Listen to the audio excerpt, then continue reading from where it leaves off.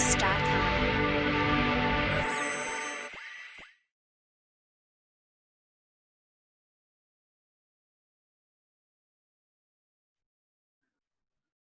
Okay, students, now in the compounds of alkali metals, we are into the ores. First, before preparing any of the compound, first we should have to have that element. Okay, so let us see about the important ores of the alkali metals. Okay, today's topic in here, and after that we are going to study some important compound preparation also. So, but this is just an information part. Okay, so there is not much to understand, only you have to remember.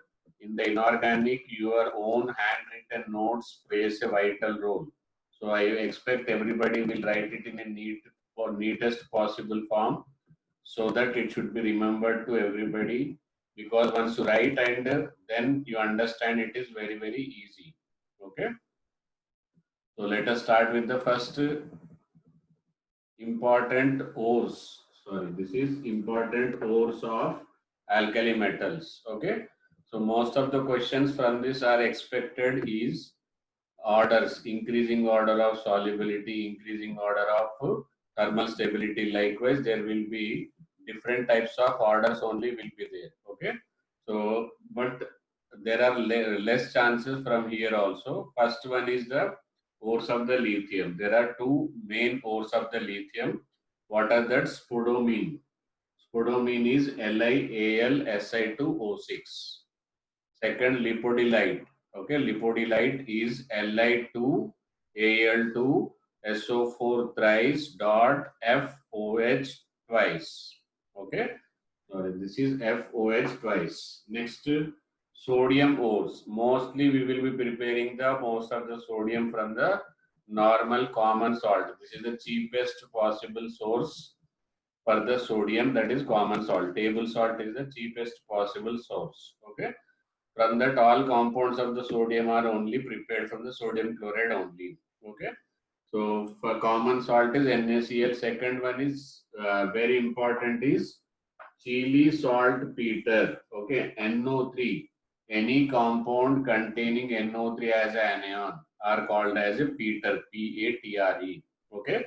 So chili saltpeter, Bengal saltpeter, like that. But peter is a common term used for NO3 anions. Okay. Then abite, soda feldspar, NaAlSa3O8, globular salt. Okay. So these are only thing you have to remember. That's all. Na2SO4 dot 10H2O.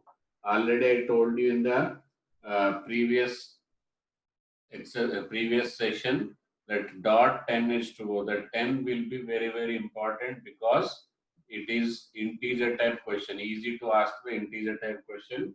Same way borax, Na2B4O7 dot 10H2O. Okay, but here there is a problem with the dot 10H2O. Okay, all the 10H2O are not water of crystallization. Understood? But how many of them are water crystallization, that will come to know once you go for the structure of the borax. Okay, answer will be 8. Okay, but how it is 8, but it is written 10, it should not be, it should be 10, but it is not like that. Okay, only 10, only 8 are water of crystallization, remaining 2 water molecules are available as some other parts. Okay, what are that other parts, how they will be available, that will come to know once you go for the structure and preparation of the borax, but that will be part of the 13th group elements. Okay, note down this. Okay, next to ores are potassium. Potassium ores are more important as compared to the other, and in that also borax is important in case of the sodium. I am telling you so that you can remember. Chili salt, peter, globular salt. Three are very important, and here carnallite very important, because it is a combined ore of the magnesium as well as potassium. Okay, carnallite is a combined ore, common ore of the potassium and magnesium. KCl dot MgCl dot 6H2O. Feldspar already we have studied, KAlSi3O8.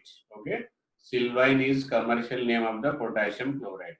Okay, these are the three ores. Now let us start with the one element and their extraction. Okay, first let us see the extraction of lithium. Lithium we wanted to extract. Okay, so for the lithium extraction, first of all, the best compound from which lithium can be extracted is lithium chloride. First we will prepare. Let it be any type of ore. First it is converted into lithium chloride by double displacement method. Okay. First we will prepare lithium chloride. Then lithium chloride is electrolyzed. But there are two problems we will face during the electrolysis of lithium chloride. First problem is lithium being the anomalous behavior. Due to anomalous behavior of lithium, lithium chloride is covalent in nature. Once it is covalent, number of ions will be very, very less. Once number of ions is less, conductivity will be less. So to improve the conductivity and to decrease the melting point, to improve the conductivity and to decrease the melting point without changing the products of electrolysis, we will add 45% KCl. This is deliberately added. How many purpose are there? What is the purpose of using the or adding the KCl? It will improve the conductivity because it is ionic in nature. And once lithium plus and potassium plus is approaches towards the negative electrode, then lithium will be getting chance in comparison to potassium, because potassium is more metallic. So metal will lose the electron, and its losing tendency is more, therefore gaining tendency is less. Therefore, it will not affect the product. Okay, but and chlorine is common. So because of the addition of KCl, number of ions will improve. Number of ions improves, then conductivity will increase. Okay. Another thing is it will decrease the melting point. Okay. So even after adding this, we have to maintain 723 Kelvin to keep it in the molten state. Okay. Why we require to maintain molten state? Because ionic compounds are not not conductor in solid state. So they must be either in molten state or in aqueous state. But in aqueous it will be impure. Therefore, to keep the purity, it must be maintained in the molten state. So to keep the molten state during the electrolysis of this mixture of 45% KCl and 55% LaCl, we have to maintain a constant temperature of 723 Kelvin temperature. Okay. So note down, first lithium chloride is extracted from, lithium is extracted from lithium chloride. Then it is by what method? By electrolysis. Okay. So can anybody say at what electrode lithium will be collected? At what electrode lithium will be collected? Okay, so lithium plus is a cation. So cation goes to cathode, and Cl minus is a anion. Therefore, anion will go to the anode. That means chlorine will be collected at anode. Lithium, our required element of lithium, will be collected at cathode. Understood? Okay, next is the sodium. As in lithium is prepared by electrolysis of lithium chloride. Sodium also prepared by molten. Okay, molten mixture. It should be in the molten form. There is very, very importance in the electrolysis about this state. If you use the aqueous state, the product may be different. Therefore, you have to remember this electrolysis of mixture of molten NaCl and CaCl2. Okay. Again, the question will arise why CaCl2 is added. Understood? And see, the percentage of CaCl2 is also high. Whatever we require, we are doing everything for the sodium, and we have taken only 40% sodium chloride, remaining 60% is calcium chloride. Okay. So this calcium chloride, when it is added, when we are adding the calcium chloride, there are two uses. It is almost everywhere. Where whatever the compound you are adding deliberately, there are always two common purposes. What is the two common purpose? To decrease the melting point and to increase the conductivity. Suppose if you wanted to electrolyze only NaCl, we have to maintain a temperature of 1080 Kelvin. We have to maintain a temperature of what? 1080 Kelvin. But if we mix both of them in the ratio of 60 to 40%, then melting point is reduced to 850 Kelvin. Now it will be very easy for us to maintain 850 Kelvin instead of heating up to 1080 Kelvin. Understood? So the purpose of addition of CaCl2 is it understood mainly decreases the melting point. Like previous one, in the lithium, the conductivity problem was a major problem, but here the major problem is high melting point. Understood? And also improves the conductivity because number of ions are increasing. Understood? NaCl will give you only 2 ions, but CaCl2 will give you 3 ions. Understood?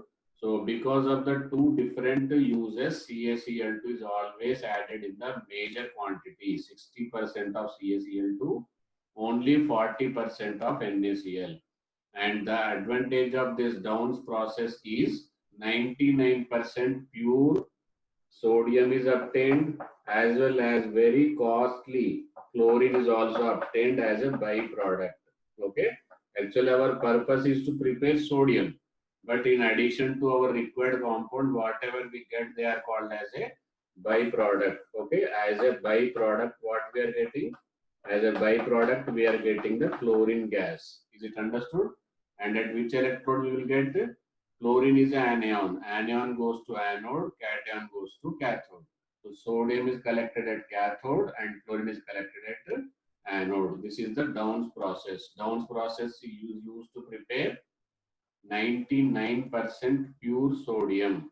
In this, what is the mixture? Sodium chloride and calcium chloride. Purpose of calcium chloride and melting point decreases from dash to dash. These values you have to remember. Okay. Okay, next potassium.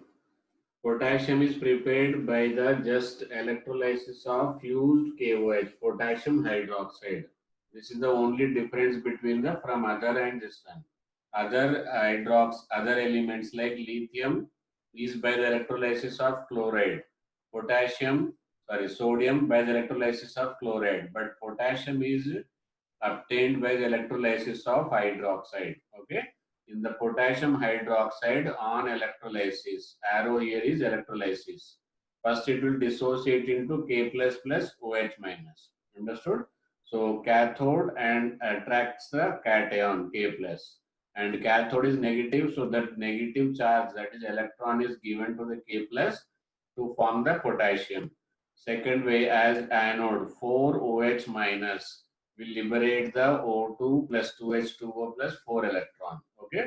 So for the balancing purpose, if you wanted to do what you have to do, here it will be 4, here it will be 4, here it will be 4. Is that understood? Now when you add all of them, the net cell reaction will be, see what we have taken, 4 moles of KOH we have taken as a product. What we are getting? We are getting 4 potassium, 4 moles of potassium, 1 mole of O2 and 2 H2O. That means at anode what is liberated? Oxygen is liberated. At cathode, potassium is collected, and the leftover in the electrolyte will be water. Okay. So this is the net reaction. This is what net reaction. Is this understood? Note down. Okay, next sodium monoxide. We have prepared the elements. What we have prepared? We have prepared the elements. Now we are going to prepare the compounds. The very first compound is from the sodium, that to sodium monoxide. What is the formula? Na2O. Okay. To prepare the Na2O, what we have? 3 methods. First one is by burning the sodium at 180 degrees Celsius in limited supply. If I use in place of the limited, or if I don't use this limited, then the problem will arise, because in sodium, when treated with the oxygen, what it will form? It will form the peroxide. So that word is very important. Understood? In the the limited supply of oxygen only, it is going to form the oxide. Okay, Na plus O2. This must be limited. Then only it is going to form Na2O. If it is in excess or not limited, then it is going to form peroxide. That's why writing word and making sure this word is mentioned is necessary. Second, by heating the sodium peroxide. Actually, normally when you prepare, simply heat the sodium heat the sodium in normal oxygen. Then what happens? It will form the sodium peroxide. But sodium peroxide is basically unstable compound. Like hydrogen peroxide, it is an unstable compound. Understood? So once it is heated again, it will convert back to the normal oxide. Simply Na2O2 on heating. So that reaction I am writing it here. Na2O2 on heating. Okay, most of these are already studied. Na2O2, Na2O2 on heating will give you what? Na2O plus half O2. What it is going to give? Half O2. And third thing is by heating the sodium nitrate. Okay, yes, in the previous lecture only I clearly told you there is a difference between the nitrate of the lithium and nitrate of the other metals. Sodium and potassium, rubidium, all nitrates on heating. First, what they will form? Nitrates on heating, first they will form nitrites, then they will lose the NO2 to give what? Nitrogen. Okay, and oxide. Is it understood? So sodium nitrate on heating at the high temperature, 2 times you have to heat. Okay, Na2O you will be able to get, and other part it is going to be NO2. What will be the other part? NO2 will be eliminated. Understood? But the how to identify the NO2 at the low temperature, it is colorless due to dimerization. At high temperature, it is brown colored gas. Okay. So Na2O preparation methods are how many? 3 methods. Limited supply of air with sodium, or heating the sodium peroxide, or heating the sodium nitrate to a high temperature. Okay. Okay, these are the some properties of sodium oxide, Na2O. First, it is a white amorphous substance. What it is? It is a white amorphous substance. It reacts with water violently to form NaOH. Okay, and reaction is Na2O plus H2O gives 2NaOH. Then third one is on heating above 400 degrees Celsius. Once it is heated above 400 degrees Celsius, it disproportionates. What it will do? It will disproportionate to give peroxide. Okay. So here Na2O, sodium oxide is sodium peroxide plus sodium. It reacts with ammonia. Very important reaction of the sodium with ammonia. Liberates sodamide. Sodamide is NaNH2. Any compound in which NH2 negative is anion, then it is called as a amide. Okay. Note down these reactions. Okay, next very important compound. Sodium oxide is not much important, and you can read out on your own also. But sodium hydroxide, sodium carbonate. These are the very important compounds because of the questions are mostly coming from these cells only. Okay. See, as of now we have studied how many? 3 types of cells. Down cell. Okay, Kastner-Kellner cell, Nelson cell. So don't get confused with some things. First of all, down cell is used for preparation of sodium. Okay, and second thing, there we will use a molten NaCl. Okay, what you will use? Molten NaCl. But here we are using the aqueous NaCl, and we are preparing the sodium hydroxide. See, small change. Aqueous NaCl, sodium hydroxide, molten NaCl will give you the sodium and chlorine. Okay, sodium and chlorine are prepared in the down cell. Understood? Or it is also called as a down process. Understood? And in aqueous NaCl, when it is carried out in the by using the two different cells, products are same, reactants are same, but only thing is construction is different. What is different? Construction is different. Here Kastner-Kellner cell also does the same thing. What it does, it prepares the sodium hydroxide, caustic soda. Sodium hydroxide is what? Caustic soda. And other part it is going to prepare, we can prepare it by the Nelson cell also. Okay. Nelson cell, or it is also called diaphragm cell. Okay. Note down this flow chart, then we will study one by one. Okay, first let us see the construction and working of Kastner-Kellner cell. Okay, the speciality of Kastner-Kellner cell is its cathode. Cathode is made up of the mercury. Normally, any type of electrode will not participate in the reaction, but here it will participate in the reaction. Aqueous NaCl contains sodium plus Cl minus H plus and OH minus. Okay, but here sodium plus accepts electron to form sodium. This sodium react with the mercury cathode. That is the advantage. Okay, if we don't use mercury, then sodium will not be formed. Amalgamated sodium, what we will get? Amalgamated sodium, it is an alloy. Okay, because mercury is also metal and sodium also metal. Equimolar mixture of any two metals is called as amalgam. So sodium mercury amalgam, first of all, when heated, then when heated, what it will do? Mercury will be removed, because mercury is an unstable and liquid metal. So it is recirculated and given back to the cathode. Whatever the sodium we are getting, that is dissolved in water to form sodium hydroxide. What is the purpose of Kastner-Kellner cell? It is not for the preparation of sodium, it is for the preparation of what? Sodium hydroxide. Sodium hydroxide is also called as caustic soda. Is it understood? Amalgamated sodium is very important. After heating, whatever the sodium we are getting, it is recirculated. That is the construction and working of Kastner-Kellner cell.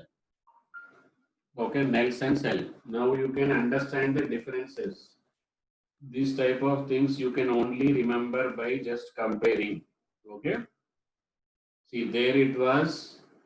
Same NaCl aqueous gives Na plus Cl minus and H plus and OH minus. But at cathode, and cathode was there it was made up of mercury. Okay.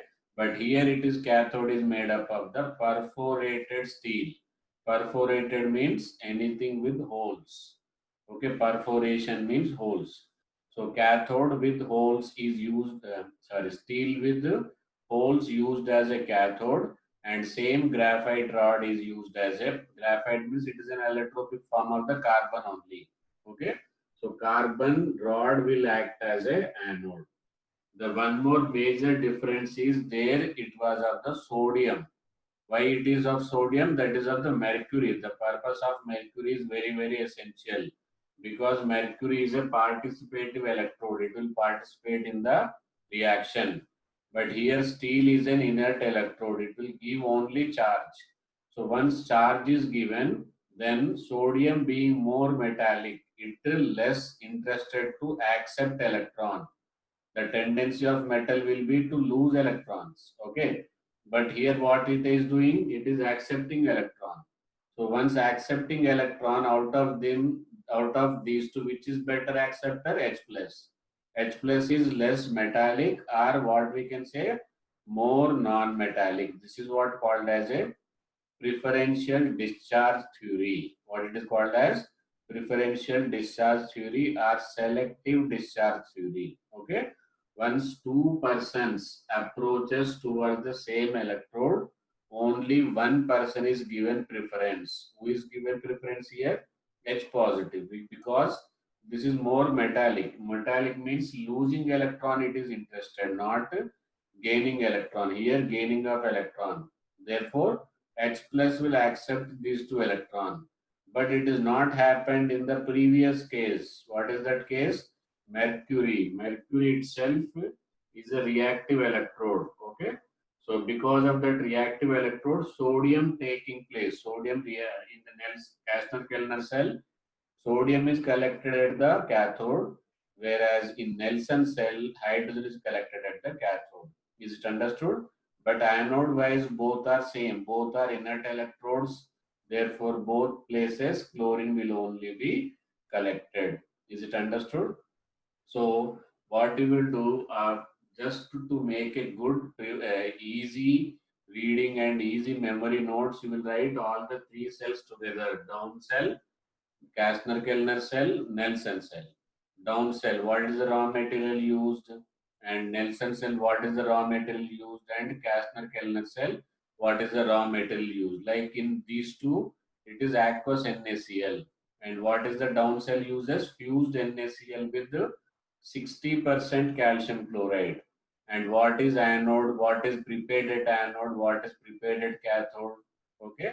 So these are the very important. When you compare and study, then it is going to be helpful to remember easily. Okay. Whenever some scientist name comes, then it becomes easy. It becomes important for the competition point of view. I hope all of you will make this type of notes so that it will be easy for you only. Understood?